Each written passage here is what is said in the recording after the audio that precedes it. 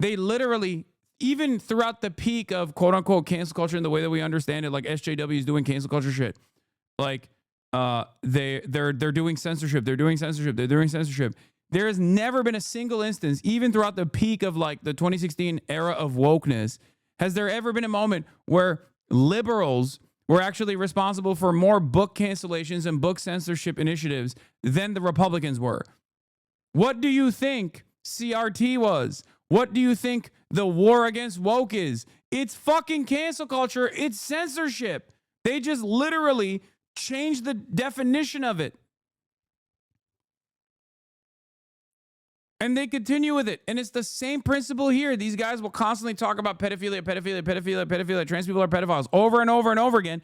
Meanwhile, there's never been a moment where Republican state legislatures haven't advocated for pedophilia. Child marriages. They love that shit. They have defended it. Okay? It's always projection. Every accusation is a confession. It's always and will always be projection. That's it. These motherfuckers are real demons, bro. Republican Utah State Senate President J. Stewart Adams used his power to change local consent law to help a family member facing charges for raping a 13-year-old girl. Adams' family member, an 18-year-old high school student, was arrested and looking at 4 first-degree felonies. Then Adams stepped in. Before Adams, 18-year-olds who had sex with 13-year-olds in Utah were treated like adults. They legally were and could face first-degree felony charges of child rape. In Utah, anyone under the age of 14 cannot legally consent. Adams successfully changed the law to allow 18-year-olds charged with child rape to be essentially tried as minors if they were enrolled in high school at the time of their crime. Adams' family member was in high school, and since the law was also made retroactive, the 18-year-old went from facing years in prison to accepting a plea deal for reduced charges and no jail time beyond the week he already served after his initial arrest.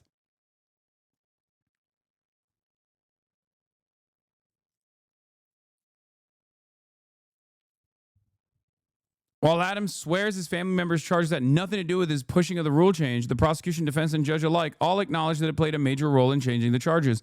The victim's family was devastated. It was out of nowhere, the middle schooler's mother told the Salt Lake Tribune. I felt like I was punched in the gut. I feel like a law is the law, regardless of who you are. But that wasn't what was going on here, she continued. I feel like Adams' relative just got special treatment, and nobody was going to say anything about it.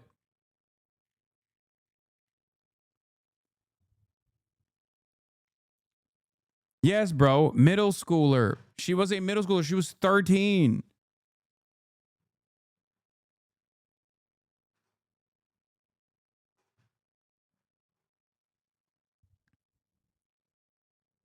Years old, bro. 13. It's fucking insane, dude.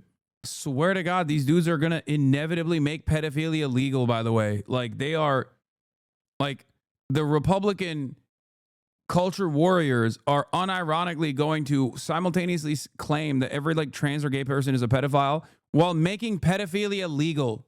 Okay, they're gonna be like, oh, we're it's been over, and that's so over that it's not even just about Israel any longer. It is about democracy in and of itself. Israel is so isolated in such a pariah state that Western nations and their inability to respond to the overwhelming majorities and their completely justified demands of shutting off the money and weapons faucet to Israel is making people reconsider whether they have a democratic process at all.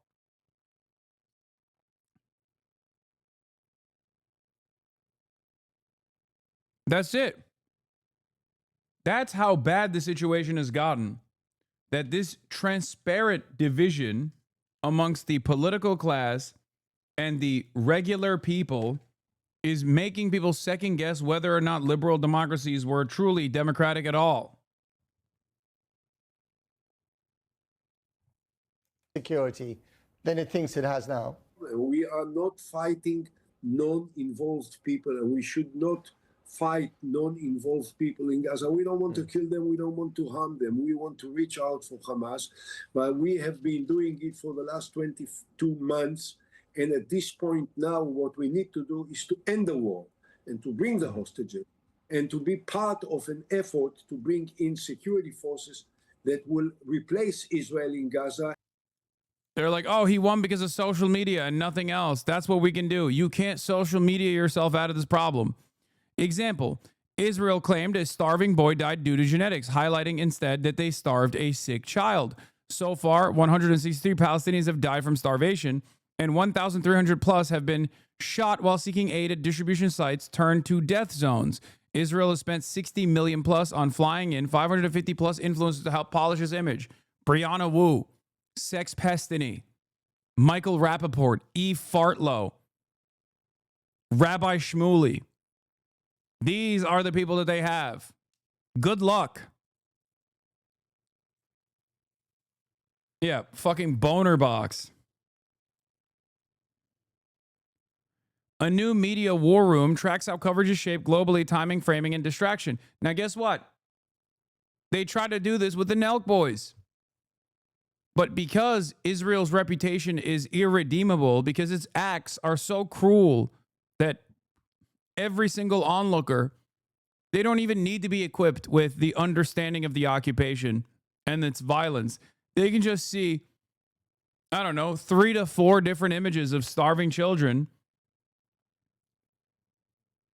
and it's over. That's enough for the average person to go, nope, I'm out. Fuck this. Fuck this country that's doing this. It's done. It's over. And that's precisely the reason why when Benjamin Netanyahu went on the Nelk boys, it didn't actually improve Benjamin Netanyahu's image. It actually hurt the Nelk boys' image. Think about that.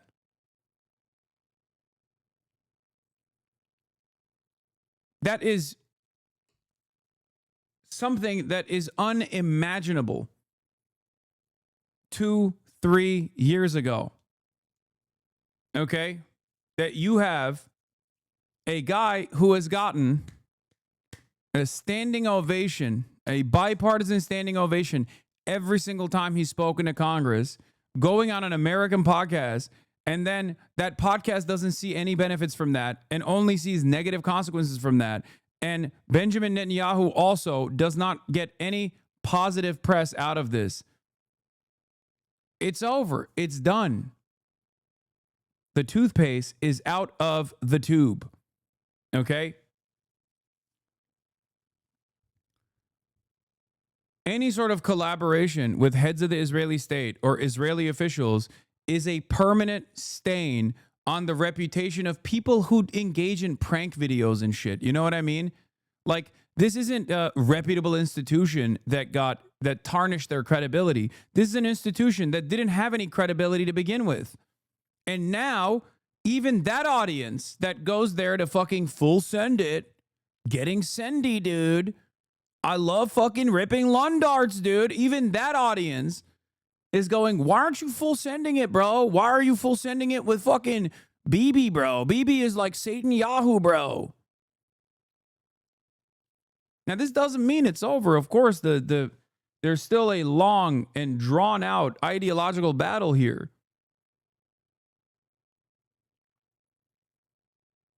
But that's what I mean when I say there's only so much public pressure that our politicians can choose not to respond to. Okay? Without any sort of exit ramp or a pressure valve that releases, and it's seemingly because we've let Israel just completely control the conversation and completely control the Middle East policy, there seemingly is no fucking off ramps or pressure valves.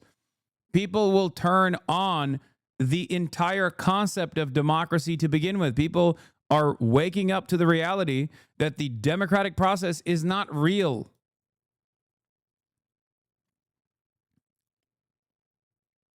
That's it.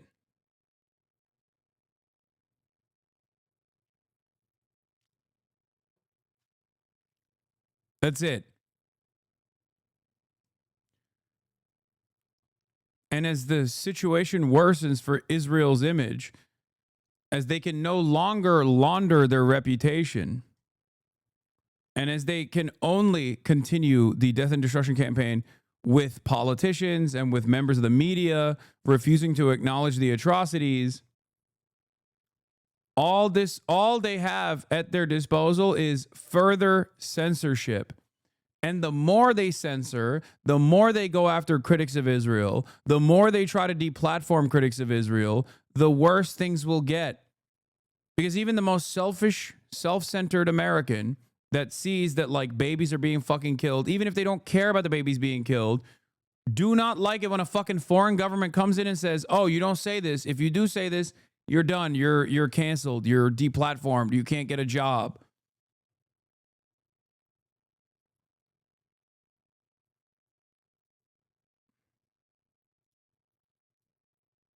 Okay?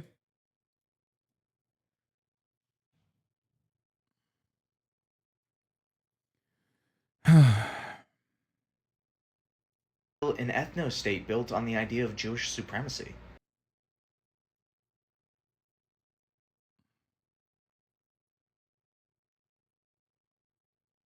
That's it. You know, pedophilia is legal if it's a straight man doing it. Fucking wait.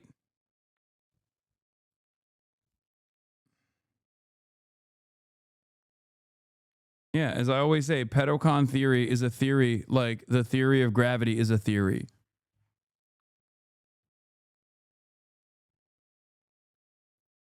That's where this is heading. GOP gang of pedophiles. True.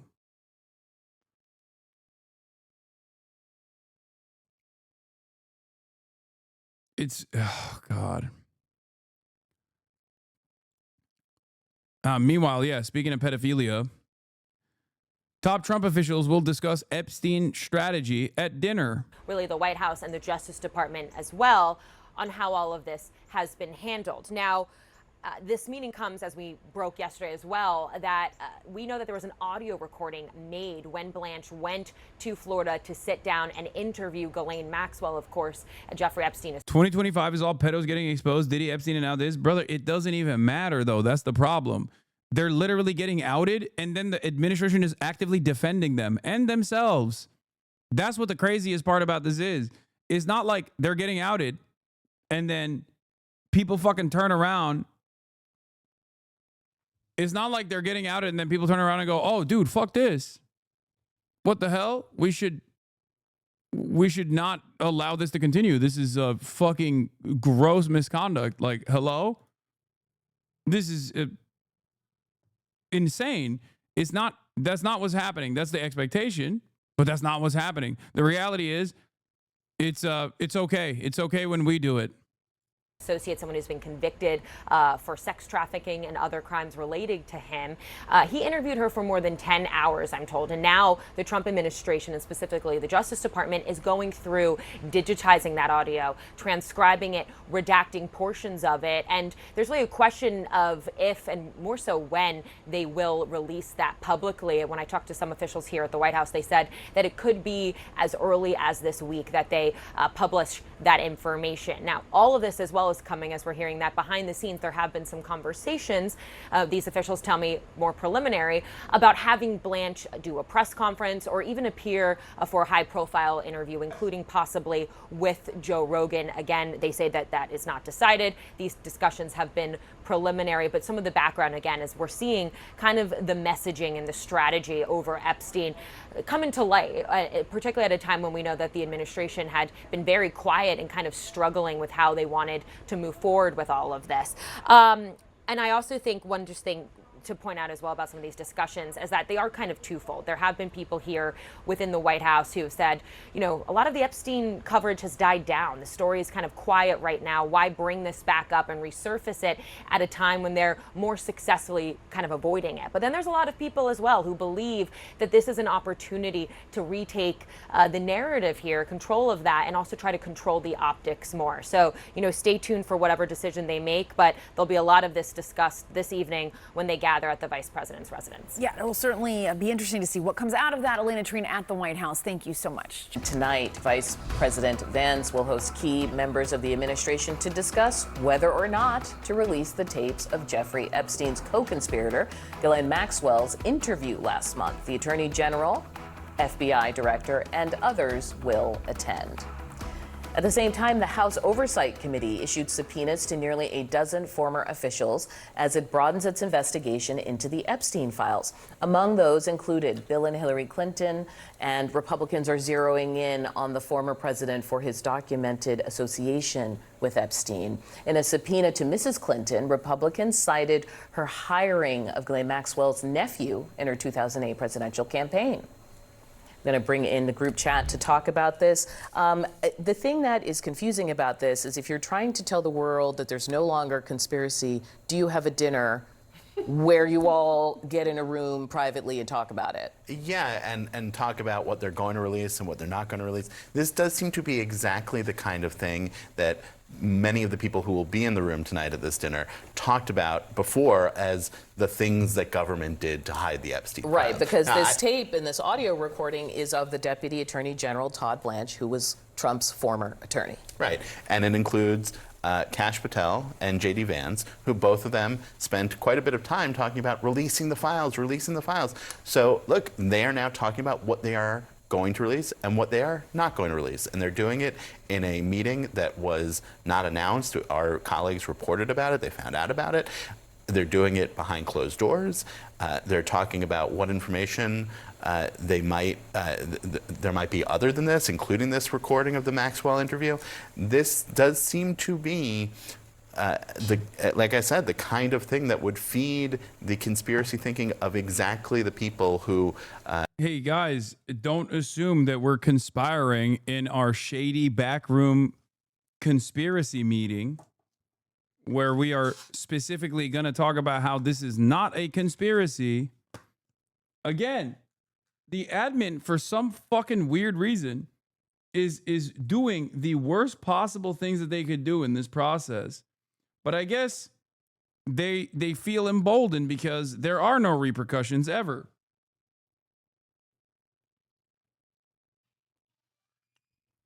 That's it, right?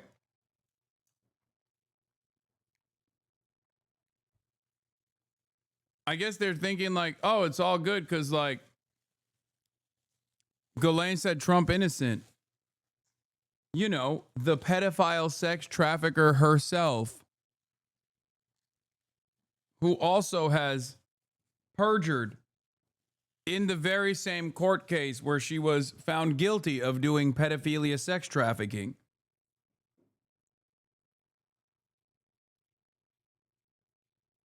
I guess that settles that, you know?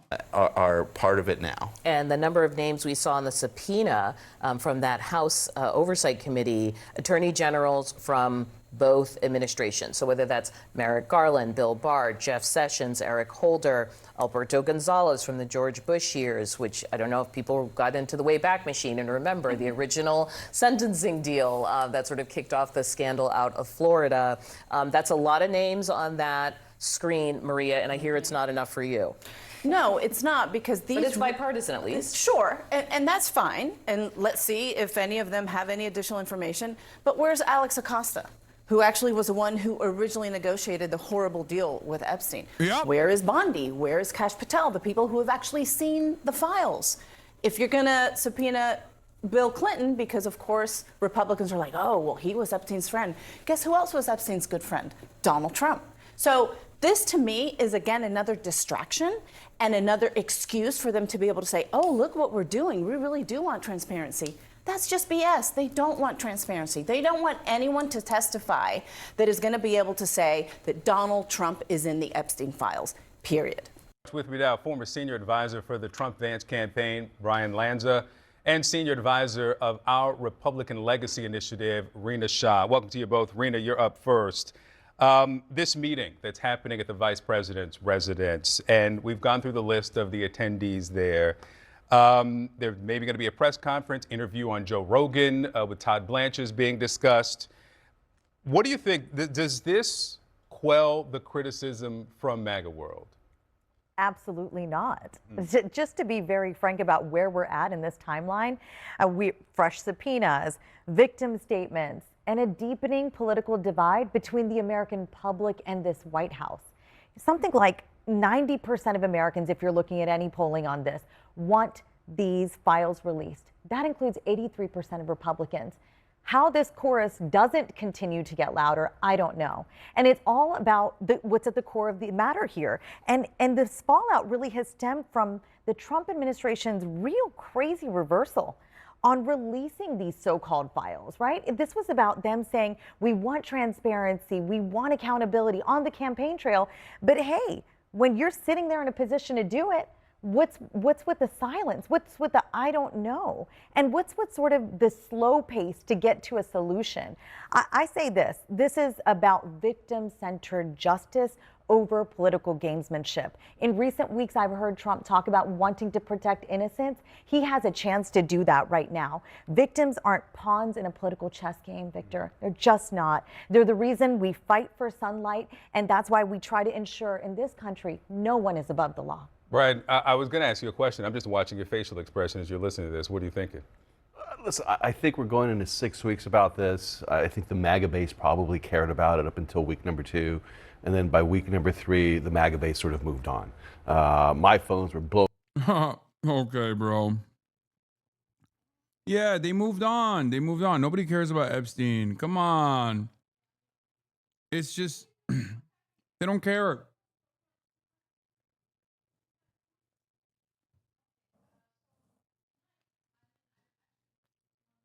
This is maximalist copium. Expert level wish casting here from former senior advisor to the Trump 2024 campaign. Up the first 2 weeks saying what's going to happen, how can the president do this? And then the issue kind of got co-opted by the never-Trumpers in the media. And that sort of turned off the MAGA base to actually caring about this as much. Now, the administration has a problem. They've made commitments. There's a calendar. There's going to be a timeline of information that has to come out. That's what I suspect the meeting is at the vice president's office, is you have to talk about timeline. Because there's going to be release valves along the way. Well, more than timeline, is the meeting not an acknowledgement that they are bungling the messaging here, that they need all these people in the same room? I think the fact that 6 weeks in, as you said. I think the fact that we're 6 weeks into this shows that they have not moved sort of beyond, their initial response, and that they need something. They need release valves. The audio from the interview, that's a release valve. The transcript. These are things that it's drip, drip, drip, and it shouldn't be. Aid coming from. Oh. So people do care about this. Huh. Interesting.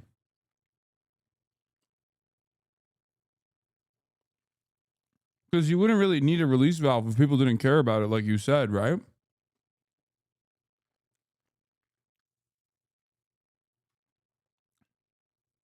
He looks and sounds like Jank. Yeah. All right, we got the most predictable news story of the day. Israel approving a new war plan to occupy the entire Gaza Strip. We already talked about this. Donald Trump literally said Israel can do whatever it wants. Obviously. But let's take a look. From the heavens into what feels like a living hell. On the ground, a dangerous scrum to survive. Where they land on buildings, those fit enough to get up first stand the best chance. But no guarantee that any of this will prevent the deaths of the starving and desperate. This could have cost me my life. If it weren't for the good people who lifted me up from underneath, neither myself nor this tin would have survived. This was Gaza City. Further south, this video appears to show food trucks overturned and looted, resulting in 20 dead and 30 injured, according to Gaza's Civil Defense Agency. Health officials in Gaza said more than 80 were killed and hundreds injured while trying to collect aid in the past 24 hours. Among them, children. Medics on the ground say they're seeing cases with their own eyes. It is the most cruel thing I have ever seen in my life, to deprive people of food in the way that has been done here, to shoot at them, to kill them, to injure them when they try to get food, and to have engineered a chaos that allows or that forces people now to fight each other and to find themselves in a sort of survival of the fittest reality. The World Health Organization says so far this year, nearly 100 people have died from hunger-related causes. And UNICEF says in the first 2 weeks of July alone, 5,000 children were admitted to hospital for malnutrition. And as well as starvation, there is thirst. Aid groups say the water crisis is now just as severe. Groundwater polluted by sewage and chemicals seeping through the rubble. The pipes damaged by strikes and the risk of disease everywhere. We tell the world, you want The Israeli president says Israel has overhauled its approach to the humanitarian situation. But its prime minister is now said to favour a complete takeover of Gaza. He's met with senior security officials to finalise a new strategy for the war, despite the widespread condemnation of much of the rest of the world. This would risk catastrophic consequences for millions of Palestinians and could further endanger the lives of the remaining hostages in Gaza. In Israel too, tempers flare on the streets of Tel Aviv. Those protesting agree that heading into Hamas strongholds could be catastrophic for hostages still being held. They blocked one of the main highways last night, calling on the government to facilitate a hostage deal. In a small part of the wasteland that Gaza has become, they rake through the rubble after Israeli airstrikes overnight. It looks futile, but they begin anyway, because this is their home and their only reality. Well, earlier I spoke to the former Israeli Prime Minister Ehud Olmert, who is a very vocal critic of Benjamin Netanyahu and Israel's conduct in the Gaza war. I began by asking him if he thought that starvation had been used as a weapon of war. I don't think that there was a policy of starvation. Definitely, I have to say, unfortunately, I mean, regrettably, and I'm ashamed of it, that there are factions in the Israeli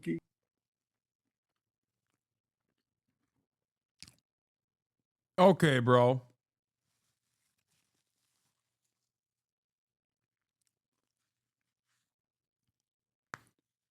Bro, Israel literally doing the final solution in broad daylight. And you got the most aggressive critic of Benjamin Netanyahu still trying to save face for some indecipherable reason. Just be honest, man. Jesus Christ. It's like a little bit, maybe war crimes, maybe a little bit like genocide. I don't know. It's not a deliberate policy. It's not deliberate policy. cabinet and the government, which are enormously influential, which explicitly talked about starvation, about denying the Palestinians. Okay, they didn't use the term starvation. They just say that we shouldn't allow even a grain of food coming to Gaza and that we should prevent it. And if we will not do it, then they will break down the government. Okay, so you can blame them for wanting to starve the population. But this was not the policy of the government as of yet. And in the last few days, I am somewhat relieved to see that the Israeli government understood suddenly the extent of this disaster and the terrible impact that it makes, first and foremost, not of our political interest of Israel, but of the lives of hundreds of thousands of people there. Do you think the real danger is that Israel will just isolate itself even more on the international stage and might, at the end of the day, have even less... Yeah, that's what I'm worried about. Oh, no. What if people don't fuck with Israel no more? That's what I'm always thinking about, dude. You know?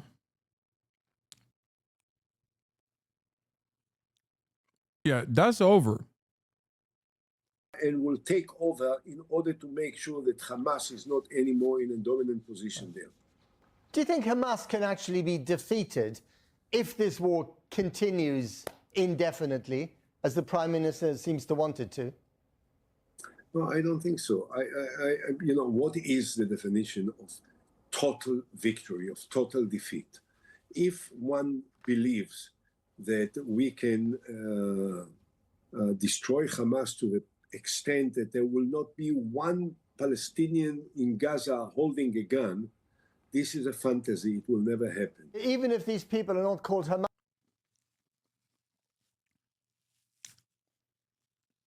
Reminder that Olmert was prime minister, or one of his advisors dropped the "put the Palestinians on a diet" quote, and now he's saying Israel wouldn't starve people in Gaza. Yeah, the reason why the Israeli military officials very quickly also came to this conclusion, if you were paying close attention even in the early stages of this genocide, the Israeli military officials, the generals, were routinely saying, there is no military solution to Hamas. There is no military solution to Hamas. We cannot militarily defeat Hamas. Because Hamas is just an idea. Okay? It's just a name. That's it. They're not like an alien force that has been able to hypnotize the Palestinian population.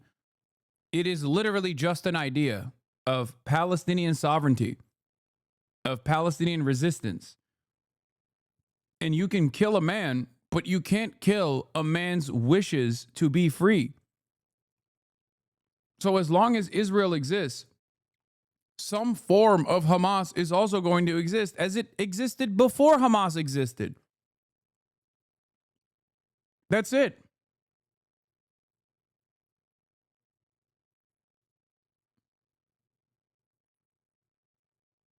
And ironically enough, the more children and women and adults, men that you kill, the more you are creating an environment for Hamas, because Hamas in and of itself was born out of the Israeli occupation, born out of the sheer cruelty.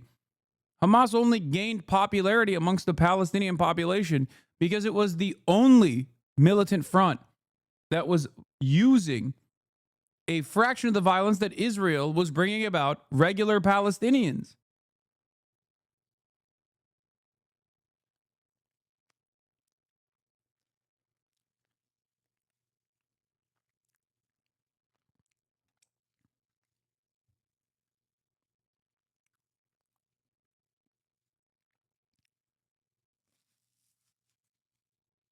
Yeah, Fred Hampton said it best. You can kill a revolutionary, but you can't kill a revolution. At least not through violence. Okay?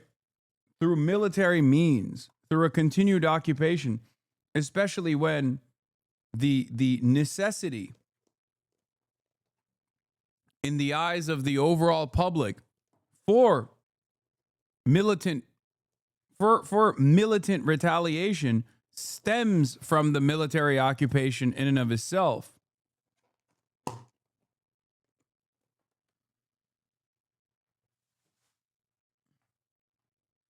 This is why I spent an entire year and a half trying to explain to people the history of Hamas, the history of Palestinian resistance, the different factions, the different methods, the full brunt of the Israeli occupation that has spanned over 78 years.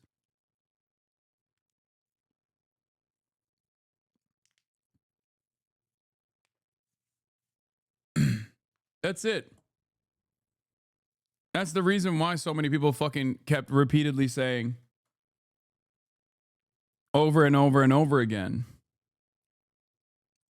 that I was a terrorist that needs to be deplatformed immediately. And still to this day, people still try to fucking hit those lines to an increasingly smaller group of people as the walls are closing in.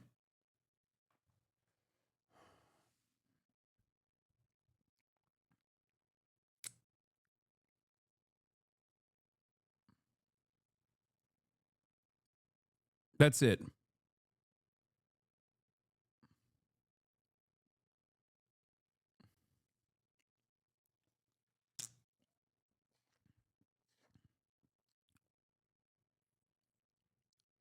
That's it.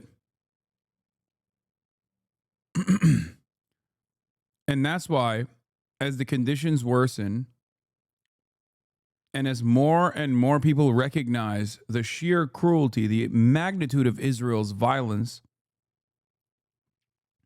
their defenders, Israel's very own defenders, become increasingly belligerent.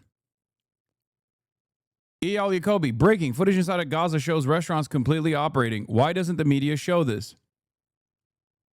The date on this video is 2022. He does this every single day, all day, truly vile in an almost unique way.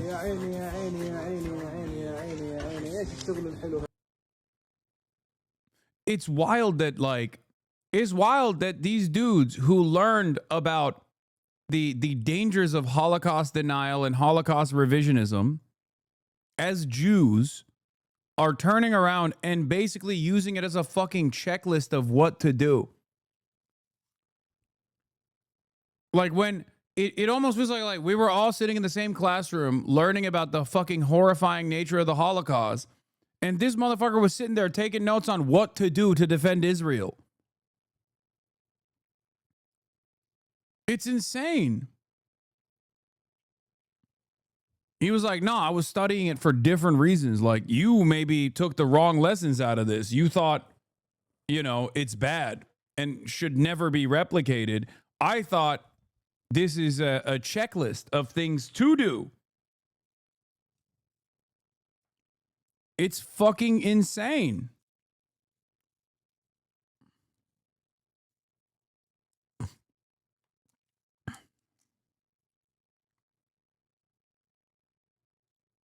Yeah, it was supposed to be a warning, not a fucking guide on what to do. Jonah Goldberg, editor-in-chief of the Dispatch, posts from the Wikipedia entry on Hamas. Political position, right-wing. Oh, shit, dude. They're right-wing? Oh, shit, man. I guess, they all deserve to die. All Palestinians deserve to die, then.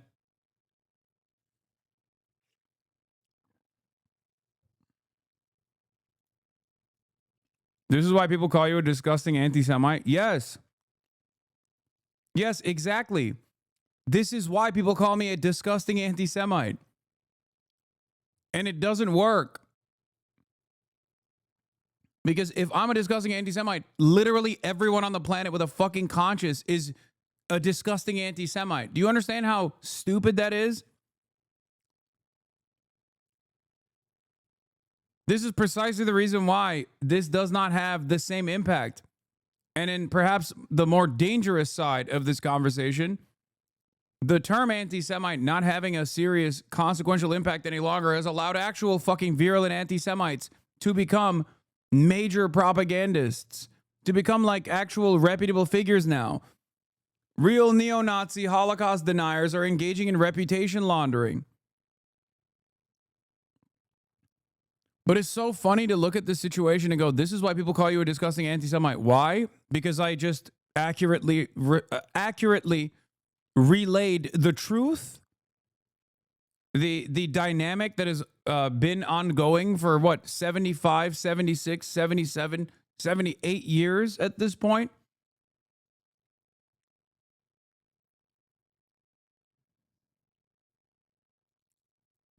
I know this is a troll account, but I think they bring up a good point. Because as I'm in the process of saying Israel is starving people, and this is causing tremendous resentment, this has caused Israel to become a pariah at the global stage, someone turning around and going, this is why people call you a disgusting anti-Semite. Yes, it is. It is why people call me a disgusting anti-Semite. And they're wrong. And so are you. And not only are you wrong, but you are completely unable to see why you are wrong, completely unable to see what people actually feel.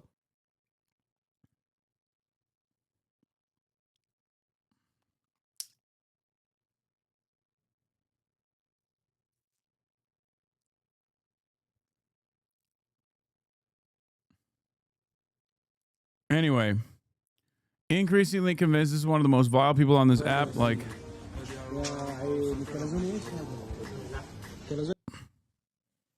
More importantly, Even if the post is real, the implication that the starvation is fake is vile. A population of 2 million can't survive off one restaurant, even if it's true. This one is somehow operating. We are watching people die every day, and he chooses to post this.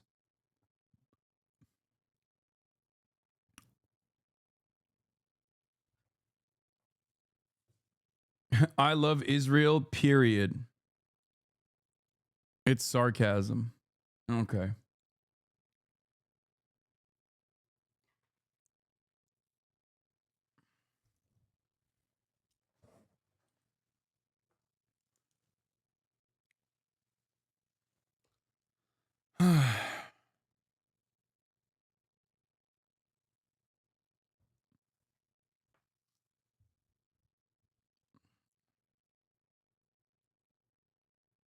Hadn't checked out your stream, assuming mistakenly it was just for bros. You are such beautiful breath of fresh air. Thank you for being here, no matter the haters. Damn, we got 2 people today coming in and saying I misunderstood the what you were doing here. Hell yeah. Welcome to the fight.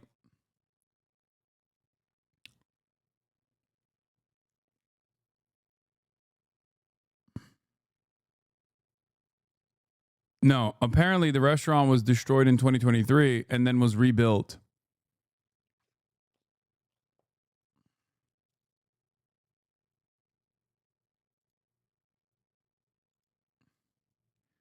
It was an observation, not an agreement. Though, is France an ethno-state for French people? Dude, I love this. The fucking Hasbara bots have to find the most cowardly way. France is an ethno-state for French people. If the National Front got its wishes across, then maybe. But pointing to France and claiming that France is an ethno-state is, again, one of the most idiotic ways that you could argue this. Okay? Israel is an ethno-state for Jews. Okay? It is an ethno-religious supremacist state.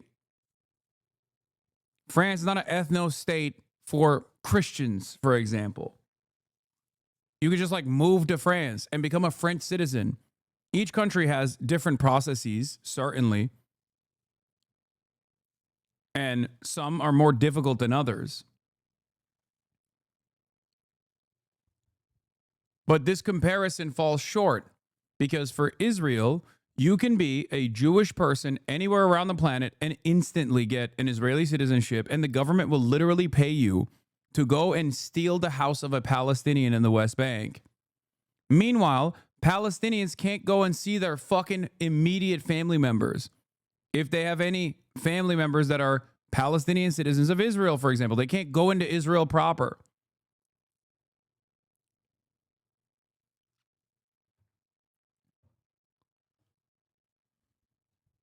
It's ridiculous.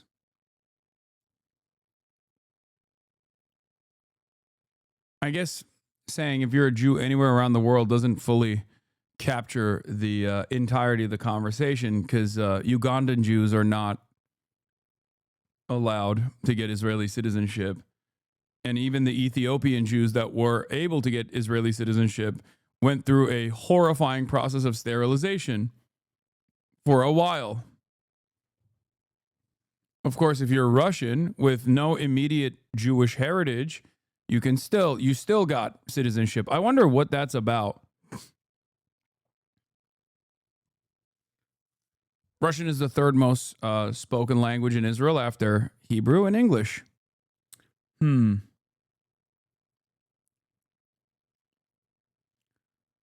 Anyway.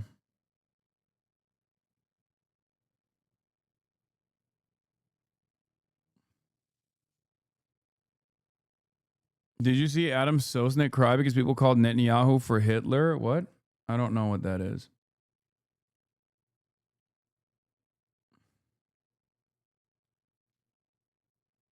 This Jewish TikToker explains it perfectly. I'm Jewish, and as a result, the state of Israel will literally give me an all-expenses-paid vacation to come visit. And on this trip, they will plant IDF soldiers. Yeah. soldiers who will also get to enjoy this vacation, with the purpose of, one, humanizing the soldiers who are carrying out their violent colonialism, but also, I don't know, maybe I'll find one of them attractive and we'll hook up and settle down and I'll get to marry an Israeli. Also, as a benefit of my Jewishness, if I wanted an Israeli citizenship, I could get it like that.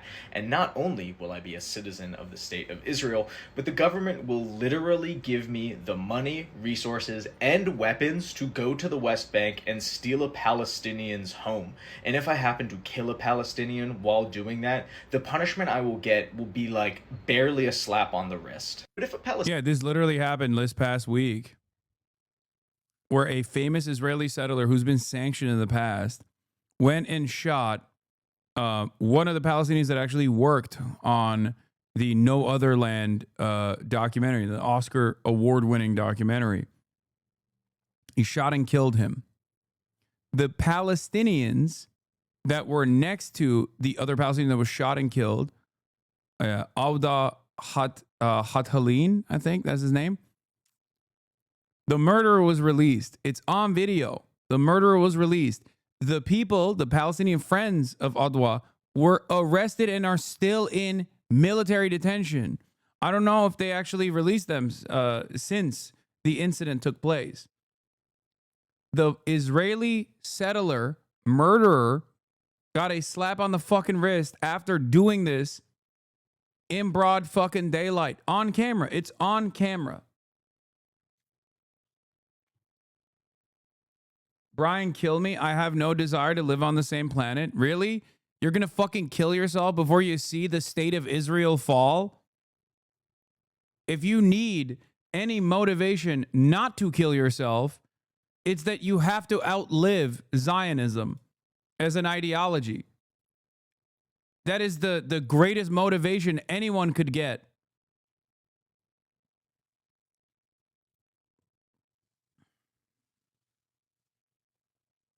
That's crazy. That's crazy.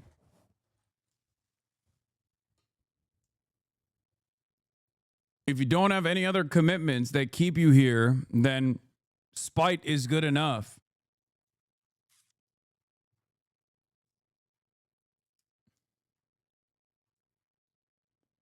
Palestinian literally has the keys to the home that their family has lived in for hundreds of years that is meaningless in the eyes of Israel. And if a Palestinian child throws a rock at the tank that is currently rolling through their town that the bulldozers just demolished, they will be arrested and held indefinitely with no trial. So I can't imagine why people would call Israel... Spite doesn't work if your enemies are winning. They're not. They're not winning. That's ridiculous. They don't even have the aesthetics of winning at this point. What do you mean? The tide shift against Israel has been so dramatic that they're literally in a permanent state of panic, looking to try to change the term. Israel has dropped the term Hasbara and now calls this narrative control system Todah, meaning awareness. Officials admit they're losing the global narrative, not because of Gaza's reality, but due to their slow media response. Example, this, by the way, is the same exact type of fucking idiotic, antiquated thinking that the media applied after Zohran Mamdani's victory. Okay? To do high precision manufacturing that is required to make these fucking tools, especially at scale necessary for fucking Apple products. That's it.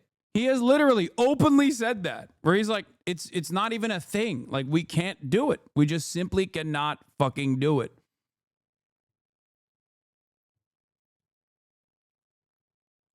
Well, we're going to look at that. We're talking about it, and they're doing a very good job. And, you know, that is a past. With Operation Warp Speed was, whether you're Republican or Democrat, considered one of the most incredible things ever done in this country. The efficiency, the way it was done, the distribution, everything about it was... Did you just say, can't he just hire Chinese people and move them here? They would assassinate him, dog. Are you serious? Brother, what do you mean? His number one thing that he's doing is like getting non-white laborers out of the country. That is crazy. Imagine being like, that's right, we're building the iPhone in America, and it's gonna be made by Chinese hands. Is contemplating reoccupying Gaza entirely. Is he defying you, sir, or are you giving him a green light? Well, we have stopped wars in the Middle East by stopping Iran from having a nuclear weapon, and they're they can say they're going to start all over again, but that's a very dangerous thing for them to do, because we'll be back. As soon as they start, we'll be back. And I think they understand that. They're just words. But no, we've stopped a lot of wars in the Middle East. If you think about what we did with Iran, Iran was the perpetrator of hate, a very evil place, and I think it's going to be a lot different in the coming years. On the India penalties, do you have any similar plans to enact more tariffs on China as it relates to their purchases? Could happen. Dude, the India stuff is so funny because literally, India was supposed to be the secondary manufacturing hub that these countries move to, because it's like more in favor with Western interests, more aligned with Western interests, not communist, anti-China. And now he's like, well, they're buying Russian oil, so we're going to tariff them into oblivion too. Okay, where do you manufacture shit then?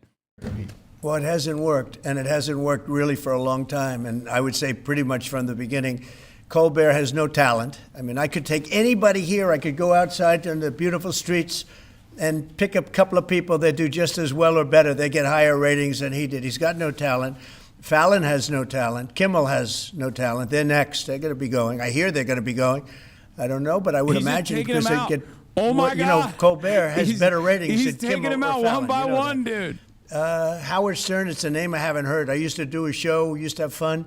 But I haven't heard that name in a long time. What happened? He got terminated? Yeah, they're going to separate ways because I think what they're offering salary-wise is real low than what he's getting. You know when he went down? Whenever you want.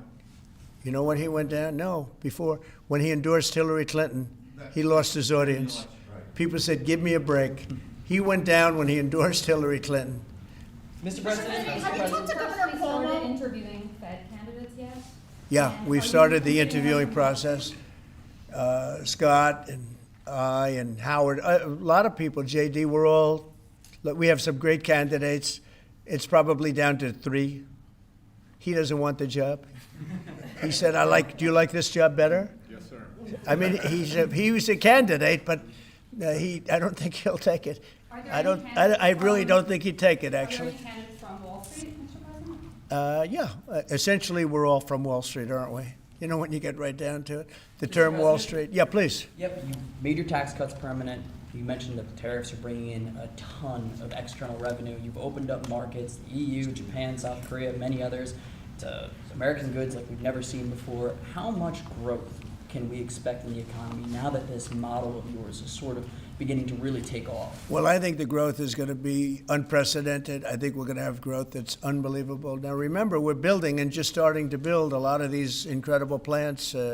We talked about the electric facilities that we're building, the generating plants, electric generating plants. Why is the media asking such lukewarm questions? Because if they ask anything else, they won't be in the room next time. And it's access journalism all the way. It's worse than it was ever before. That we ever had It's been access journalism since post 9/11, but god damn, it's gotten even worse. In one of his big factories, but especially for AI because it needs so much electricity. So I appreciate the question very much. I think the growth is going to be unprecedented. Did you have a phone call with Andrew Cuomo? Did you speak to Andrew Cuomo? I haven't. No, I haven't. Mr. President, have you been briefed on what Ghislaine Maxwell told Todd Blanche? No, I haven't.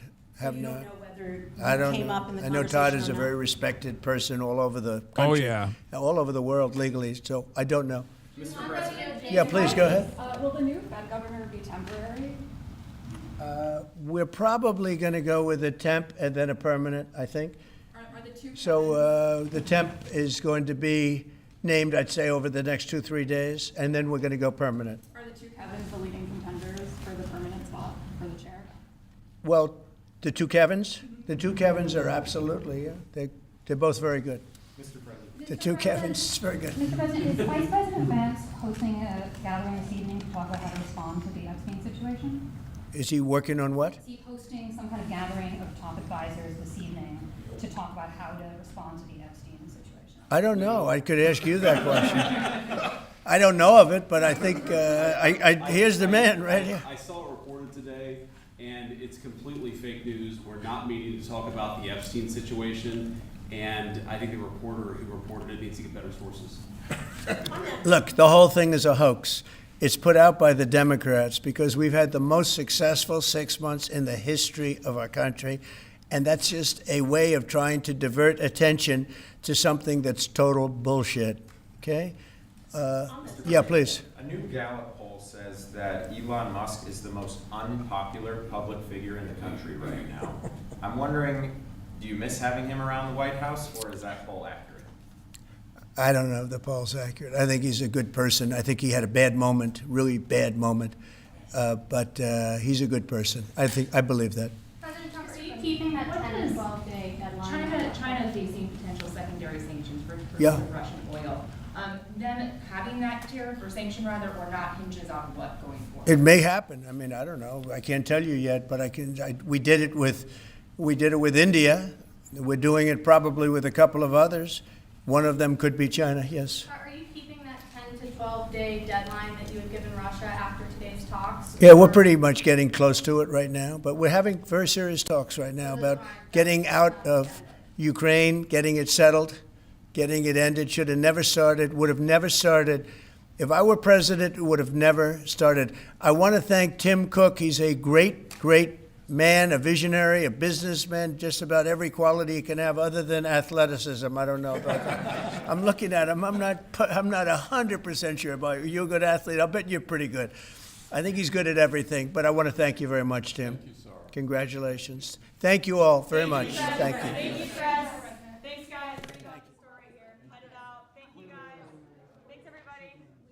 Thank you, press. Thanks, guys. Let's go. Cooked. Tim cooked. Tim cucked. We cucked him. It was great. Believe it. We cucked him so hard.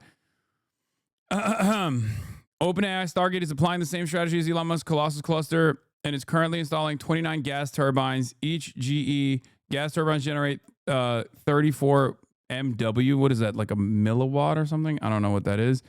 For over a decade, data centers were at the cutting edge of sustainability with massive R&D effort and investment in energy. Megawatt? Oh.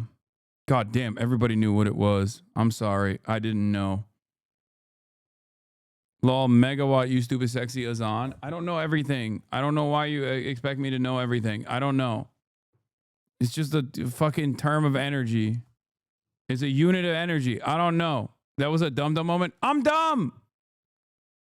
Anyway, but not anymore. As China carries those efforts forward, America has doubled down on the dirty.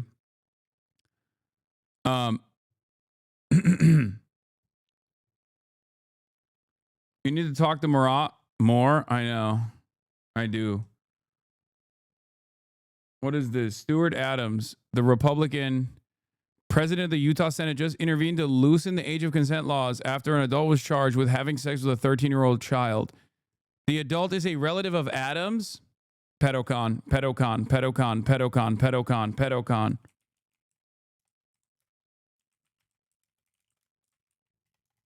Pedocon theory is a theory like gravity.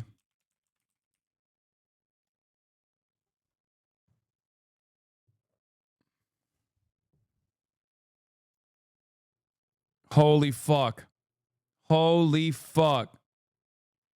GOP lawmaker changes law to help relative facing child rape charges. State Senator J. Stuart Adams had a relative charged with raping a 13-year-old, so he rewrote the state's consent laws. Holy fuck, dude. For your information, he said trans people are pedos type, of course. I mean, is that even remotely surprising?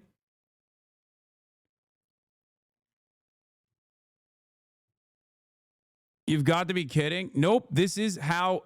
Bro, it doesn't even surprise me one iota at this point. This has been the modus operandi. This has been the method. They always have been doing this. They've been doing this in perpetuity. You know what this reminds me of? It reminds me of cancel culture. It reminds me of censorship, right? Every dumb fuck online thinks who's doing the cancel culture, who's doing the censorship. Oh, it's the liberals, it's the libtards. Okay? Oh, libtards love cancel culture. It's like there has never been a period in American history where it wasn't the right-wing groups that are most responsible for book burnings. Okay?